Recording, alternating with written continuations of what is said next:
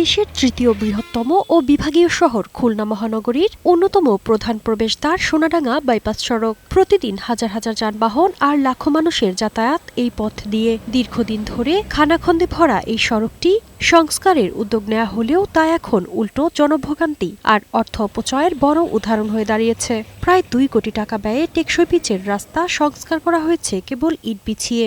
সংস্কারের নামে এমন জোড়াতালি আর সরকারি অর্থের অপচয়ে ক্ষুব্ধ খুলনাবাসী। ইট থেকে পিচের রাস্তা তৈরি হয়, সেখানে আমরা দেখতেছি পিচের রাস্তা জায়গায় ইট দিয়ে সংস্কার করা হয়েছে। মানুষ তো উন্নতি হয়, এটা হচ্ছে অবনতি। এই রাস্তা যে ইট দিছে, এই ইট তো 6 মাসের বেশি যাবে না। ঢালাই না দিলে আর পিচ না দিলে এই বৃষ্টি পড়লে সব উঠে যাবে। আগের বারও যখন পিচ করছে তখনও তারা দানাই বানাই করছে, আমরা প্রতিবাদ করছি, কিন্তু আমাদের সাথে কেন হয়েছিল।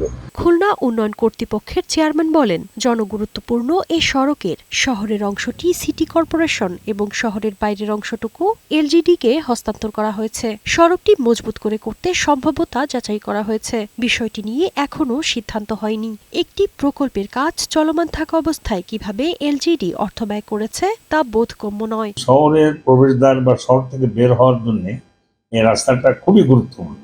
আমি প্রজেক্ট সাবমিট করি, যে প্রজেক্টটা পাস না হওয়া পর্যন্ত ওইখানে আর কোনো খরচ করা বা ব্যয় করা এটা ঠিক না। এটা যেহেতু একটু প্রজেক্ট ছিল, সেহেতু এলজিডি নতুন করে টাকা খরচ করার কোনো সুযোগ ছিল না। স্থানীয় সরকার প্রকৌশল অধিদপ্তর খুলনার প্রকৌশলী জানান, সড়কটি চলাচলের অযোগ্য হয়ে পড়ায় তাৎক্ষণিকভাবে মেরামত করতে হয়েছে। ওখানে অনেক বড় বড় গর্ত ছিল, যানবাহন এবং জনসাধারণের চলাচলের একটা দুঃখ দুর্দশা ছিল। আপৎকালীন মেরামত হিসেবে আমরা হেরিং বন্ধ করছি। পরবর্তীতে আমরা যদি ডেভেলপমেন্টে করি, ওই যে ইটটা ইউজ করা হয়েছে সেটা আমাকে আবার রিইউজ করতে পারবো। শারমিন ডিমি, বৈশাখী সংবাদ।